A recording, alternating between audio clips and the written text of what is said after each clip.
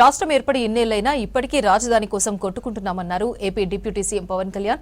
రాష్ట్ర విభజన సమయంలో కాంగ్రెస్ బాధ్యతాయుతంగా వ్యవహరించలేదన్నారు. తెలంగాణ వేరు ఆంధ్ర వేరు అనే భావన తనకు ఎప్పుడూ లేదన్నారు. ఇన్నేళ్లవుతున్నా ఏపీ రాజధాని లేని రాష్ట్రంగా ఉండడం బాధాకరమన్నారు. అమరావతి కోసం రైతులు ఇష్టంతో భూములు ఇచ్చారని గుర్తు చేశారు. కానీ వైసీపీ హయాంలో అమరావతి విషయంలో చాలా గొడవలు జరిగాయన్నారు. ఏపీ రాజధాని అమరావతికి చట్టబద్దత కల్పిస్తూ అసెంబ్లీలో తీర్మానం ప్రవేశపెట్టిన సందర్భంగా ఈ వ్యాఖ్యలు చేశారు పవన్ కళ్యాణ్.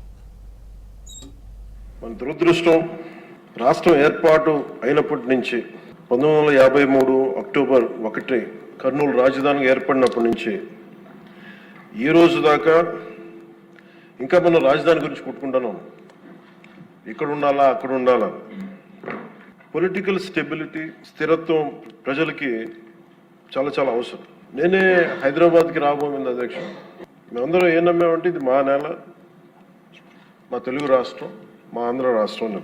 హైదరాబాద్ వచ్చిన తర్వాత కారణాలు ఏవైనా కావచ్చు, కానీ ఇది నీ ఊరు కాదు, నీ రాష్ట్రం కాదు, మీరు ఇక్కడి నుంచి వెళ్ళిపోవాలి. పొలిటికల్గా వెళ్ళిపోవాలంటే ఇది కేవలం ఒక రాజకీయ నాయకుల వరకే గొడవ ఉంది, కేవలం శాసనసభ్యుల మధ్య గొడవ ఉంది అంటే అది వేరేగా చూసేవాళ్ళమే. కానీ సగటు ప్రతి ఆంధ్ర పౌరుడి మీద దాని ఫలితం, దాని ప్రభావం చూపించింది. ప్రాంతీయత, ఉప ప్రాంతీయత, రీజనలిజం, సబ్ రీజనలిజం తోటి మళ్ళీ ఇక్కడికి వచ్చేటప్పటికి నాకు గుండె లోతులోంచి ఉద్వేగం, ఆవేదన కలిగి జనసేన పార్టీని స్థాపించడం జరిగింది. తెలంగాణ అంటే ఇక్కడ ఉన్న లోకేష్ గారు కానీ, నాదెండ్ల మనోహర్ గారు కానీ, నా సహచర మంత్రివర్యులు ఇద్దరు కూడా తెలంగాణలో పుట్టి పెరిగిన వాళ్ళు.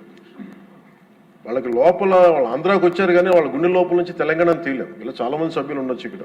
సో ఎప్పుడు తెలంగాణ వేరు ఆంధ్ర వేరు అని ఎప్పుడు భావన లేదు, తెలుగు నేల అనుకో. కానీ లేదు, మీరు విడిపోయిన తర్వాత సహజంగా ఏం జరగాలి అధ్యక్ష? ఇలాంటి విభజన జరుగుతున్నప్పుడు ఎలా ఆలోచించి ఉండాల్సింది?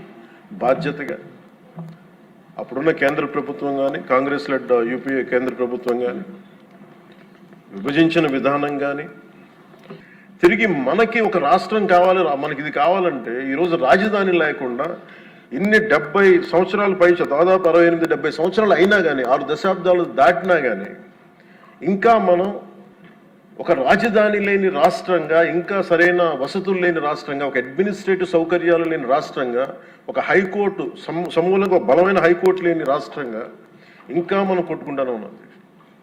ఇది నిజంగా చాలా ఆవేదన కలిగించేది, చాలా బాధ కలిగించేది. అసలు భాషా ప్రయుక్త రాష్ట్రాల ఏర్పాటుకు లేకుండా ఉండి ఇంకోలా ఉండేదేమో పరిస్థితి అని. మన అన్ని రాష్ట్రాలకి, దేశం మొత్తం మీద మనకి జాగ్రఫీలు మార్చి మన జాగ్రఫీని తుడిచిపెట్టేసుకుని అటు ఇటు ఇంకా కొట్టుకుంటా ఉన్నాం.